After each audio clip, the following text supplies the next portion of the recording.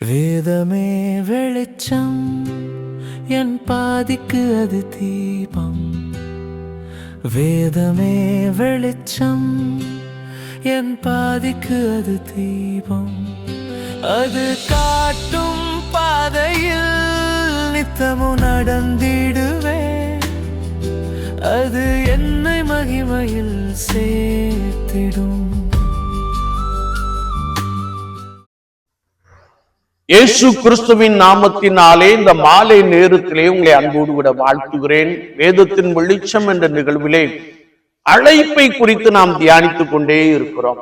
இன்றைக்கும் 2 நாளாகமத்தின் புஸ்தகம் 19ஆம் அதிகாரம் 9ஆம் வசனத்தை நாம் வாசிக்கின்ற பொழுது, ஆசாரியர்கள் கர்த்தருக்கு பயந்து நடக்க அழைப்பு என்ற வார்த்தையை நாம் வாசிக்க முடியும். ஆசாரியத்துவம் என்பது மிகவும் கனமான ஒரு ஊழியம் என்பதை வேதத்தின் அடிப்படையிலே நாம் மிக தெளிவாக அறிந்து கொள்ள முடியும். ஆசாரியத்துவம் ஊழியம் உடையவர்கள் கர்த்தருக்கு பயந்து உண்மையோடும் உத்தம இருதயத்தோடும் நடக்க வேண்டும் என்பதை குறித்து வேத வாக்கியங்கள் மிக தெளிவாக நமக்கு கற்றுக் கொடுக்கிறது. இன்றைக்கு அநேகர் அழைப்பை மறந்துவிட்ட நிலைமையிலே ஊழியத்திலே ஓடிக்கொண்டிருக்கிற தன்மையை நாம் பார்க்கிறோம். சிலர் ஆசாரியத்துவ ஊழியத்தை விட்டுவிட்டு உலக பிரகாரமாய் ஓடிக்கொண்டிருக்கிற காட்சியையும் நாம் நன்றாய் அறிந்திருக்கிறோம். ஆண்டவர் எதற்கென்று நம்மை அழைத்தாரோ அந்த அழைப்பை விட்டுவிட்டு ஒருவேளை கர்த்தராகிய இயேசு கிறிஸ்துவை விட்டு விலகி உலக பிரகாரமாய் ஊழியத்தின் பாதையிலே ஓடிக்கொண்டிருக்கிற சிலரை நாம் அதிகமாய் காண முடியும். ஆனால் வேதம் என்ன சொல்லுகிறது என்றால், ஆசாரியன் கர்த்தருக்கு பயந்து வாழ வேண்டும், உண்மையோடு கூட காணப்பட வேண்டும், உத்தம இருதயத்தோடு அவன் நித்தமும் வாழ வேண்டும் என்று வசனம் மிக தெளிவாக கற்றுக் கொடுக்கிறது. அப்போஸ்தலனாகிய பரிசுத்த பவுல் தீமோத்தேயுவுக்கு சொன்னபோது, ஒரு ஆசாரியன் போதக சமர்த்தனாக இருக்க வேண்டும் என்பதை குறித்து வார்த்தை மிக ஆழமாக கற்றுக் கொடுக்கிறது. அப்படி என்றால் அவன் நித்தமும் கர்த்தருடைய சமூகத்திலே காத்திருந்து வேதத்தை வாசித்து கர்த்தருடைய சபைக்குள்ளே கர்த்தருடைய ஜனங்களுக்குள்ளே கடந்து வர வேண்டும் என்பதை குறித்து பரிசுத்த வாக்கியங்கள் மிக தெளிவாக கற்றுக் கொடுக்கிறது. மல்கியா தீர்க்கதரிசியின் புஸ்தகம் 2ஆம் அதிகாரம் 7ஆம் வசனத்திலே நாம் வாசிக்கின்ற பொழுது, ஆசாரியனுடைய உதடுகள் அறிவை காக்க வேண்டும், வேதத்தை அவன் வாயிலே தேடுவார்களே, அவன் சேனைகளுடைய கர்த்தரின் தூதன் என்று எழுதப்பட்டிருக்கிறது.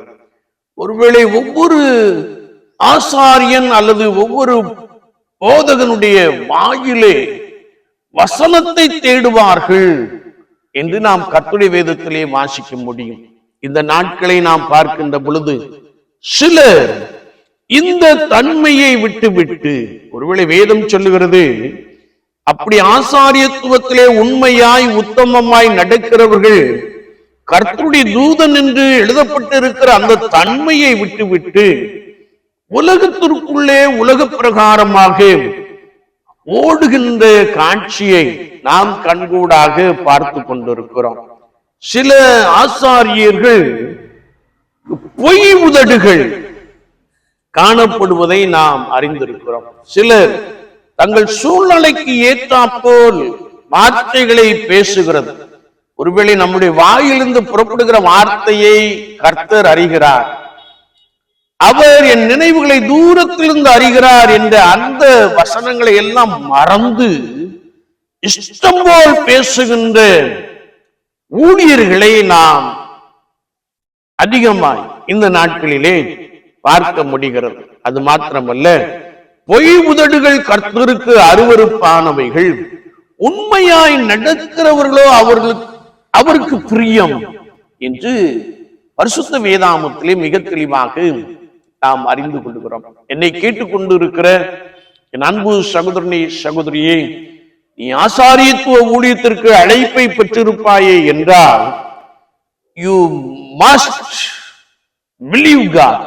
நீ ஆண்டவரை முதலாவது விசுவாசிக்க வேண்டும், அவருக்கு பயந்து நடக்க வேண்டும். நீ ஊழியத்தின் பாதையிலே கர்த்தருக்கு உண்மை உள்ளவர்களாக காணப்பட வேண்டும். அது மாத்திரமல்ல, நித்தமும் குற்றமற்றவர்களாக, பி பிளேம்லெஸ், உத்தம இருதயத்தோடு கூட நடக்கிறவர்களாக இருக்க வேண்டும். அதற்கென்றே ஆண்டவர் நம்மை அழைத்திருக்கிறார் என்பதை ஒருபோதும் மறந்துவிட வேண்டாம்.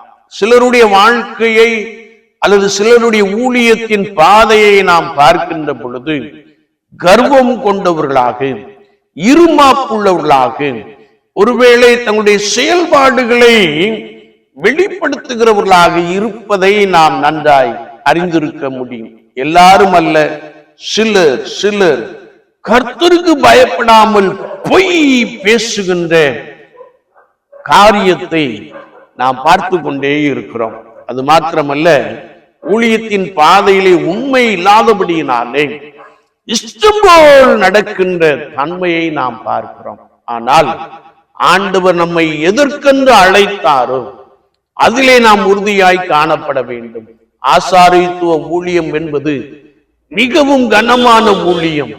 ஜனங்களுக்காக பரிந்து பேசுகிற ஒரு ஊழியம், ஜனங்களுக்காக கர்த்தருடைய சமூகத்திலே காத்து கிடக்கின்ற ஒரு ஊழியம், ஜனங்களுக்கு ஆண்டவரிடத்திலிருந்து வார்த்தையை கேட்டு ஜனங்களுக்கு கொடுக்க வேண்டிய ஒரு மிக சிறந்த ஊழியம் என்பதை நாம் ஒருபோதும் மறந்துவிட வேண்டாம்.